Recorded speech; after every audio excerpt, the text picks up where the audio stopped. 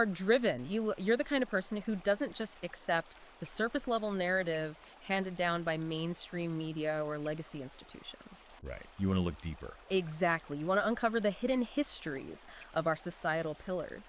And you are seeking to understand the intense, rapidly shifting gender dynamics of the modern world. Because you look around and you want to know what exactly happened to our institutions. Yeah, our courts, our schools, the military. You want to know what they were like before they were, as some argue, captured by ideological movements. Captured by feminists and Marxists, specifically according to the arguments we're looking at today. And that burning curiosity is exactly why we are here. This deep dive is a fascinating, ultra-long and incisive exploration tailored specifically for you.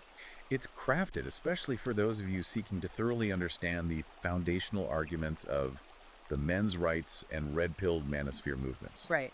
The underlying history and those specific perspectives.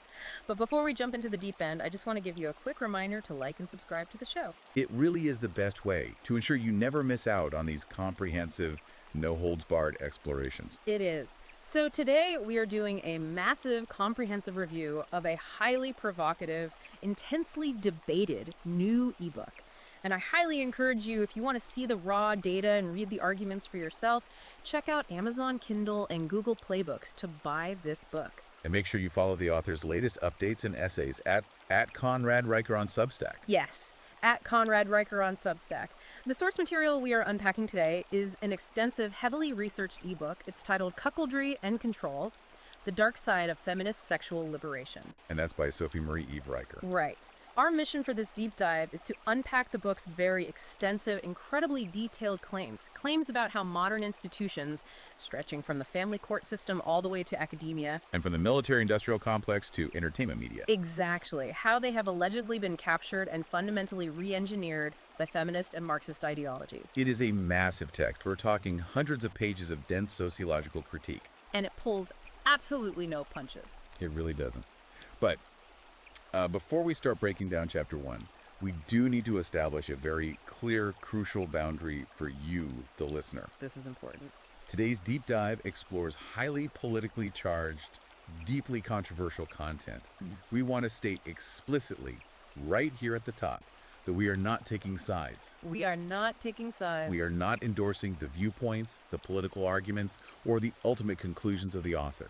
Our role here is strictly to act as your impartial guides through a very complex landscape. We are going to faithfully report, map out, and analyze the claims.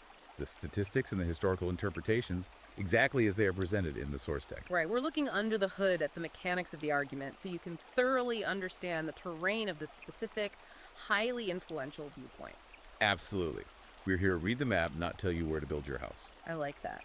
So let's start right at the foundation of Riker's argument, which is a concept she calls the illusion of patriarchy. The illusion of patriarchy. Yeah. For anyone who spends time in these online spaces, you know the term patriarchy is thrown around constantly.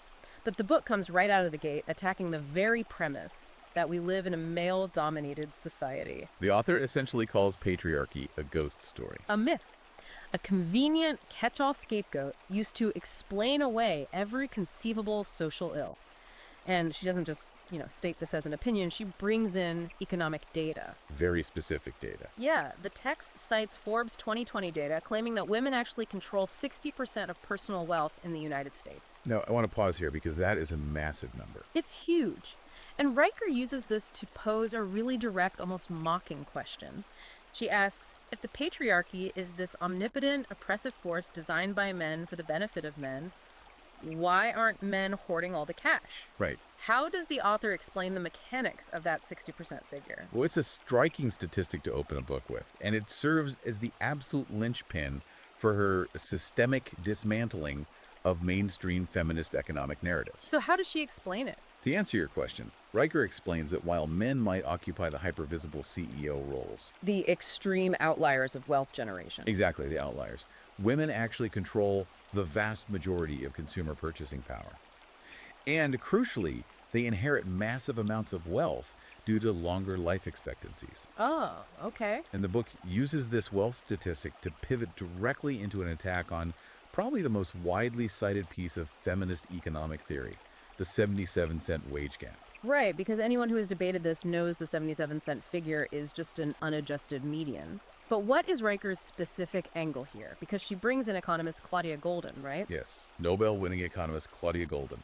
Riker uses Golden's research to argue that the wage gap is not a product of systemic discrimination, but rather a perfect reflection of biological risk tolerance and evolutionary priorities. Meaning what exactly? The text claims that when you rigorously account for critical variables, Like career choice?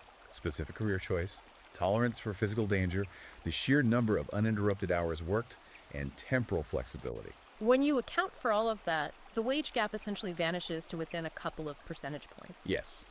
Riker's thesis is that men are biologically driven to choose higher paying but significantly more dangerous, soul-crushing jobs. They're willing to work 80-hour weeks away from their families. And they negotiate with a more aggressive, risk-acceptant baseline. She argues this isn't oppression. It's a transaction. A voluntary transaction where men trade their physical and temporal well-being for resource accumulation. And that biological drive to accumulate resources at the expense of personal safety leads directly into one of the most compelling and, frankly, darkest concepts in the first section of the book. The glass cellar. The glass cellar. We always hear about the glass ceiling, right? The invisible barrier keeping women out of the boardroom. But the author points out that men overwhelmingly dominate the dangerous, low-paying, physically destructive jobs at the absolute bottom of society. The absolute bottom. And the book throws out some incredibly heavy statistics here. It notes that men make up 93% of workplace fatalities. 93%. They die on oil rigs, in logging camps, and on construction sites. Furthermore, according to the American Foundation for Suicide Prevention data cited in the book, men have a suicide rate that is 3.88 times higher than that of women. Almost 4 times as high. And men comprise a staggering 70% of the homeless population. So the text asks a very poignant question. If society is engineered to privilege men, where exactly is the privilege in dying on a scaffolding, taking your own life in despair, or freezing on a park bench? Exactly. Yeah. The author uses the concept of the glass cellar, a term popularized by earlier men's rights advocates but expanded upon here, to argue that the feminist narrative of universal male privilege completely ignores the historical and ongoing sacrifices men have made. Riker asserts that men are not the oppressors of society, but rather its utility players. Utility place. They're the ones who have always been expected to bear the brunt of societal hardships, to do the dirty, dangerous work, and to do it in absolute silence. And the author's overarching psychological theory here is that society accepts male disposability because of an evolutionary imperative. Sperm is cheap. Eggs are expensive. Right. Therefore, societies naturally evolve to protect women and expend men. Okay, let's unpack this. Because the book doesn't just stick to modern occupational hazards or suicide statistics. No, it goes much further back. To prove this point about male sacrifice, Riker goes deep into history to show that men and women have historically been collaborators in survival, not adversaries in a power struggle. She brings up the trenches of World War I. Yes, she paints this incredibly visceral picture of millions of young men facing unimaginable horrors. Mustard gas, trench foot, artillery fire, dying in the mud of Europe. And she argues that this ultimate sacrifice is casually erased or mocked by the modern myth of male privilege. But she doesn't just focus on war. The text points to the co-ed guilds of medieval Europe. The medieval guilds are a fascinating historical anchor for her argument. Riker is essentially attempting to completely rewrite the prevailing feminist historical narrative. Instead of viewing history as a long, unbroken chain of female subjugation and male tyranny, Riker presents history as a grueling story of division of labor. born out of brutal economic necessity and mutual survival in a world where nature was constantly trying to kill everyone. And the book highlights powerful historical women to prove that capability, not gender, often dictated influence. She brings up Hatshepsut, who ruled as an ancient Egyptian pharaoh. And Renaissance powerhouses like Isabella d'Este and Catherine de' Medici. And what's crucial is how Riker claims these women ruled. She makes a point to say they didn't get to the top by starting a protest movement or smashing the patriarchy, right? Precisely. The author's key point here is that these women didn't seize power in an ideological vacuum. They ruled with the vital, enthusiastic support, collaboration, and backing of male advisors, male generals, and male allies. So they work together. Riker argues that historically, successful societies operated on a model of complementary synergy between the sexes. Men provided the physical security and infrastructure, Hmm. while women provided the social cohesion, internal management, and biological continuation of the family line. So, if that complementary synergy was the historical norm, Riker's argument is that this dynamic, men and women working together against a harsh world for mutual benefit, has been artificially dismantled. Replaced by what she calls the modern gender war. The gender war. The book claims this war is a completely false dichotomy. It's a distraction that serves the average man or woman no benefit whatsoever, but highly enriches the political ideologues, the academics, and the media corporations who profit from driving a wedge between the sexes. And a massive casualty of that artificially constructed gender war, according to the text, is the modern male psyche. Which brings us to what Riker coins the masculinity paradox. Think of it like trying to run modern, highly sensitive software on an ancient, biologically hardwired hard drive. The author uses this term to describe the impossible, contradictory standard placed on men today. On one hand, society, and specifically, the author argues, modern women still covertly demand that men fulfill their traditional roles. Be a rock, be strong, be a stoic provider, and be unyielding in a crisis. But simultaneously, modern cultural messaging demands that men be highly vulnerable, constantly in touch with their emotions, and ready to deconstruct their masculinity on command. It's the ultimate double bind. The book argues this creates a paralyzing no-win situation.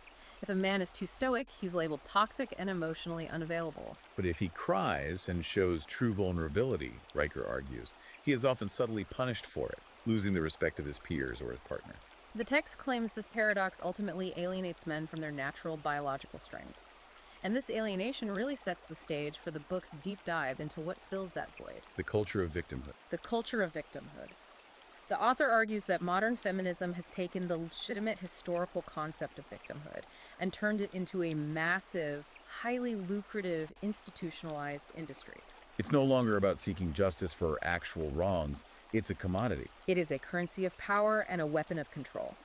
And the text gets incredibly specific and granular here. Riker highlights some truly harrowing case studies of false allegations to prove just how devastating this weaponized victimhood can be when it's wielded by the system. What's fascinating here is how the author doesn't just lift these cases. She dissects them to illustrate a much broader systemic cultural shift. The text points directly at the Me Too movement and the cultural enforcement of the believe all women narrative. Riker's core argument in this chapter is that society has willingly abandoned the foundational pillars of Western jurisprudence: rationality, due process, the burden of proof, and the presumption of innocence. In favor of pure emotionalism, trial by media, and digital mob rule. And you really see that in the case studies she selects. The book brings up Brian Banks, and this one is just heart-wrenching to read. For those who don't know the story, Banks was an elite high school football star, a linebacker with a full ride to USC and a clear path to the NFL. He lost 5 years of his life in a maximum security prison. And the entirety of his athletic dreams over a rape accusation that his accuser, years later, casually admitted on a hidden camera was entirely fabricated. And the author points out the most chilling part. While Banks lost his youth and his future, the accuser faced zero legal consequences for perjury or destroying his life. Then the book transitions to the infamous Duke lacrosse case from 2006. Yes, the Duke lacrosse case serves as Riker's prime example of what happens when the media and the justice system collude to prioritize a political narrative over objective truth. 3 players had their lives, their academic careers, and their reputations completely upended by a false accusation from Crystal Mangum. Riker details how the prosecutor, Mike Nifon, pushed forward despite glaring inconsistencies, fueled by an opportunistic media apparatus that was absolutely desperate to push a narrative of privileged, white, male predators victimizing a vulnerable minority woman. The author argues that the facts never mattered, the story fit the ideological framework of the gender war, so it was printed as gospel. And the hits keep coming. The author also heavily details the case of Emma Sulkovich at Columbia University. Which became known globally as the mattress performance art piece. She carried a mattress around campus to protest her alleged rapist. Right, and what Riker zeroes in on here is the institutional response. The text notes that the accused student, Paul Nungesser, was cleared by a university investigation, cleared by the police, and sued the university for failing to protect him from harassment. Yet his reputation was dragged through the mud on an international scale, and Sulkovich was praised by the media and even attended the State of the Union address. The book frames this entire saga as the ultimate triumph of emotional theatrics over factual justice, And if we are talking about narrative over truth, we absolutely have to talk about the Rolling Stone article, A Rape on Campus. which centered on a woman known as Jackie at the University of Virginia. The book highlights this as a catastrophic, almost unbelievable failure of journalistic ethics. A major legacy magazine completely fabricated a horrific gang rape story, bypassing basic fact-checking protocols, entirely because the stories so perfectly fit their emotional agenda regarding rape culture. They ruined the lives of fraternity members and university administrators in the process. Riker even ties in the Jussie Smollett hoax, which obviously isn't about gender, but about race, to make a broader sociological point. The societal demand for victimhood narratives often far outpaces the actual supply of real bigotry, creating a perverse structural incentive for people to fabricate grievances for social clout and power. Connecting these disparate cases, the author critiques the foundational legal and psychological frameworks that allow this kind of emotionalism to dictate actual public policy. And to really understand the depth of her critique, we have to look at how she unpacks the Duluth model. I'm so glad you brought that up because this is a term that gets thrown around a lot in men's rights circles. But for listeners who aren't familiar with intervention policies, what does the Duluth model actually look like in a real-world police response? And why is Riker so against it? The Duluth model is the most common framework used by police departments and social workers across the United States to respond to domestic violence calls. Okay. Riker criticizes this model heavily because it operates on a deeply ingrained ideological assumption that domestic violence is inherently male-perpetrated, driven by patriarchal control. In practice, this often means that if police arrive at a domestic dispute, the default protocol heavily leans toward arresting the man, Even if he has defensive wounds or called the police himself. The author contrasts this model with empirical data. She cites the CDC's National Intimate Partner and Sexual Violence Survey. Which the text claims shows that women initiate physical violence in relationships nearly as often as men. And that non-reciprocal domestic violence, meaning only one partner is violent, is actually initiated by women the majority of the time. Riker's argument is that institutional policies, like the Duluth model, are based on feminist ideology that purposefully ignores empirical data in order to maintain the overarching narrative of male aggression and perpetual female victimhood. Which brings us to a major structural pivot in the book, the intersection of feminism and Marxism. Now, a lot of people think of feminism simply as women wanting the right to vote or equal pay. But Riker asserts that modern third-wave feminism isn't actually about equality at all. Instead, she argues it is deeply, inextricably rooted in Marxist theory. She claims feminists have taken Karl Marx's framework of class struggle, the bourgeoisie oppressing the proletariat, and simply swapped the variables. Now, men are the oppressive bourgeoisie class, and women are the oppressed proletariat. The book argues that this Marxist rhetoric is being used not to level the playing field, but to establish female supremacy and to completely dismantle the foundational traditional structures of Western civilization. To map out how this ideological shift actually affected real-world institutions, the book traces this dismantling process back to the cultural revolutions of the 1970s, specifically targeting the introduction of no-fault divorce laws. Riker argues that radical feminists championed these laws under the guise of liberation. And the statistical result. The author points out that divorce rates absolutely skyrocketed, fundamentally altering the fabric of American society. And who paid the price? The text places the burden of this massive societal shift squarely and heavily on the shoulders of children. Riker cites a mountain of sociological studies indicating that children from broken single-parent homes, which are overwhelmingly headed by mothers, are significantly more likely to experience childhood poverty, severe behavioral issues, juvenile incarceration, and lower academic achievement. The author essentially claims that no-fault divorce was a deliberate ideological attack on the nuclear family unit, rendering marriage a contract that is uniquely perilous for men to enter. But the institutional capture doesn't stop at the family court. The book takes a really hard, critical look at academia. If the family is where values are formed, the university is where they are codified. And Riker claims that modern universities have transitioned from bastions of free thought and rigorous debate into what she explicitly calls indoctrination camps. Yes, the text argues that the massive proliferation of gender studies, critical race theory, and grievance-based humanities departments has systematically replaced critical thinking with ideological propaganda. The author believes this cultural Marxist alliance has successfully captured the administrative state of higher education. Instead of focusing on merit, rigor, and the pursuit of objective truth, these institutions now enforce diversity quotas and ideological purity tests. Riker claims that modern university students are taught to view the entire world strictly through an intersectional lens of oppression, power dynamics, and victimhood. More specifically, she argues that young men entering these institutions are essentially taught to apologize for their very existence, pathologized as the root of historical evil. And speaking of history, the book executes a wildly controversial reframing of the original feminist heroes, the suffragettes. We are all taught in school that the suffragettes were noble protesters demanding the vote. Riker calls them terrorists. She highlights the bombings, the arson, and the violence employed by the radical wing of the movement, like Emmeline Pankhurst's Women's Social and Political Union in the UK.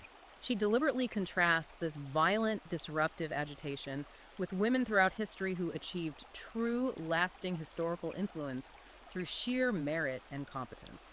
The author praises women like Catherine de' Medici, Eleanor of Aquitaine, and the modern example of Margaret Thatcher. She argues these women wielded immense, quiet power and shaped global geopolitics without ever once needing to play the victim card or demand special concessions based on their gender.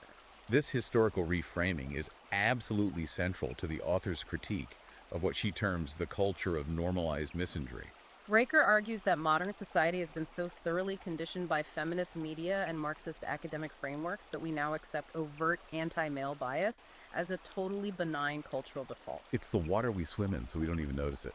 But when she points it out, the examples the book uses are things we see every single day, radiating from our screens. The text points to the infamous 2019 Gillette razor ad, the Best Men Can Be campaign.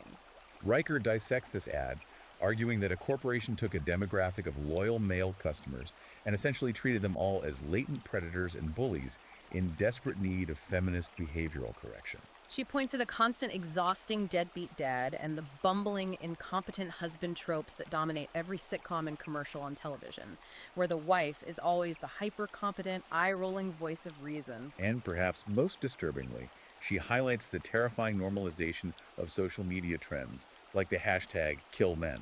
She presents this as undeniable evidence that violent, genocidal rhetoric against men is not only tolerated by big tech platforms, but is actively celebrated and defended as punching up under the banner of modern feminism. The author brilliantly pairs this critique of systemic misandry with a razor-sharp takedown of what she calls fake empowerment. If modern feminism isn't actually empowering women, what is it doing? The text is highly critical of the modern concept of sexual liberation. Riker argues that the aggressive promotion of hookup culture, casual sex, and the proliferation of digital platforms like OnlyFans do not liberate or empower women. Instead, she argues, these mechanisms leave women deeply emotionally damaged, clinically depressed, and ultimately commodified in a hypersexualized, deregulated digital marketplace where they are competing for increasingly scarce commitment from high-value men. The book takes a very biological stance here. It argues that women are biologically and hormonally wired to form deep emotional attachments through physical intimacy, specifically citing oxytocin release. And that pushing a hookup culture that demands women act like stereotypical men actually harms them profoundly on a psychological level. Furthermore, the author argues that decades of feminist social policies haven't actually made women truly independent. They've simply shifted female dependency. Instead of depending on a husband within a reciprocal marriage, women are now encouraged to depend on the state through massive welfare programs, subsidized housing, and child tax credits. While the legal system is used to extort men to fit the bill for a family, they're no longer allowed to be a part of. And that legal extortion, according to the text, is most blatantly evident in the American family court system. Riker dedicates a massive portion of the book to this, referring to the entire apparatus as the divorce machine. The divorce machine. She argues it is a multi-billion-dollar industry that feeds on the destruction of the nuclear family, specifically designed to extract wealth from men. The stories detailed in this section are just tragic. The book outlines the cases of fathers, given the pseudonyms John, Michael, and David, who lost their homes, their life savings, and most importantly, access to their own children. To back up these anecdotes, the book cites statistics claiming that women receive 97% of all alimony payments and win primary physical custody in over 80% of contested cases. even when the fathers are demonstrably equally or even more capable of parenting. The text uses the story of John to illustrate a particularly extreme, yet legally systemic, outcome: paternity fraud. The book details how John discovered, after nearly a decade of raising a child, that his ex-wife had an affair and the child was not his. He presented irrefutable DNA evidence to the court. However, according to the book, the judge ruled against him using the legal doctrine of equitable estoppel. Because John had acted as the father and formed a bond with the child, he was legally forced to pay exorbitant child support for 18 years for a child that was biologically another man's. While the biological father owed nothing. The author uses this horrifying legal precedent to argue that the family court system is completely rigged, viewing men not as fathers with inherent rights, but simply as disposable wallets bound to state-enforced servitude. The societal fallout from this divorce machine, the book claims, is a massive existential crisis. The author points to the statistic that 18.4 million children are currently growing up in the United States without a biological father in the home. The text doesn't just present this as a sad fact. It correlates this directly with the collapse of civil society. Riker ties fatherlessness directly to drastically higher rates of generational poverty, violent youth crime, skyrocketing teen drug abuse, and high school dropouts. The book forces the reader to ask, what happens to a civilization that systematically sidelines, alienates, and financially destroys its fathers? It's a stark, terrifying question, and answering it transitions the book into Riker's core philosophical argument regarding the fundamental biological nature of men and women. The text asserts that the entire feminist movement has made a catastrophic foundational error. It has dangerously conflated the concept of equality under the law with biological sameness. Riker argues that men and women are equal in human dignity, but they are profoundly, irreconcilably different in their biology, psychology, and evolutionary imperatives. Here's where it gets really interesting, because the author leans incredibly heavily into evolutionary biology here. The book insists that biology dictates societal roles, not the other way around. It argues that testosterone isn't just a social construct or a toxic element to be medicated away. It's a powerful, vital hormone that biologically hardwires men to protect the perimeter, to build physical infrastructure, to compete for resources, and to lead in times of crisis. The text argues that trying to erase these biological imperatives in the name of creating a sterile, androgynous, genderless society is not just naive, it is sheer civilization-destroying insanity. To support this claim that biology cannot be overwritten by policy, the author provides detailed examples of what she views as spectacularly failed social engineering experiments. The text extensively cites Sweden. Sweden is often held up as the feminist utopia, but Riker points to their push for completely gender-neutral parenting policies and kindergarten curricula. She claims that instead of creating a genderless utopia, these policies led to intense family breakdowns, an epidemic of childhood anxiety, and what sociologists call the Nordic paradox. The phenomenon where, in societies with the most egalitarian policies, men and women actually diverge further into stereotypically gendered career choices, proving that free choice maximizes biological preferences. The book also brings it closer to home, pointing to the collapse of the Twin Oaks commune in Virginia. This was a community built in the 1960s on the explicit principles of strict gender equality, the abolition of the patriarchy, and perfectly shared labor. The author argues that this environment, devoid of structured hierarchy and defined gender roles, didn't lead to harmony. It devolved into chronic inefficiency, interpersonal chaos, and bitter infighting, precisely because it tried to ignore the natural structures that human beings naturally organize themselves into. Riker uses these examples of failed utopianism to mount a staunch, unapologetic defense of the traditional nuclear family. The author cites economic data indicating that children raised in married, two-parent biological households are a staggering 82% less likely to live in poverty compared to those in single-parent homes. Furthermore, the text vehemently rejects the modern feminist push for universal state-funded daycare. Riker argues that outsourcing child-rearing to low-wage government workers is detrimental to early childhood development. She asserts that children thrive best under the dedicated, loving care of a stay-at-home mother. The author makes the passionate case that feminism, in its drive to push women into the corporate labor force, has unfairly, maliciously, and destructively devalued the incredibly vital, complex, and socially essential role of the homemaker. It's a powerful argument that really reframes the conversation around what work is actually valuable. From the micro level of the family, the book then zooms out to the macro level. Riker moves on to the broader pillars of society, dedicating a massive section to detailing exactly how specific load-bearing institutions have allegedly been compromised by this exact ideological dogma.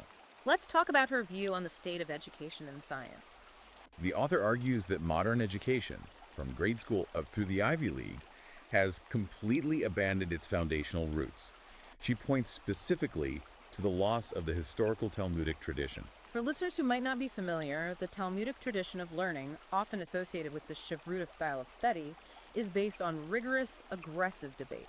Asking constant questions, arguing from multiple perspectives, and deeply wrestling with complex ideas to arrive at the truth. Riker claims this tradition of intellectual friction has been entirely replaced by a sterile, fragile environment of rote indoctrination.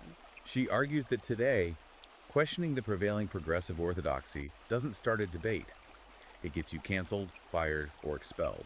The book uses the firing of Google engineer James Damore as the ultimate modern parable for this loss of scientific inquiry. Riker dives into the details of Damore's infamous internal memo. The text frames Damore not as a bigot, but as a scientifically minded individual who simply cited mainstream evolutionary psychology to suggest that innate biological differences in interest, not systemic sexism, might explain why fewer women choose to go into high-stress software engineering roles.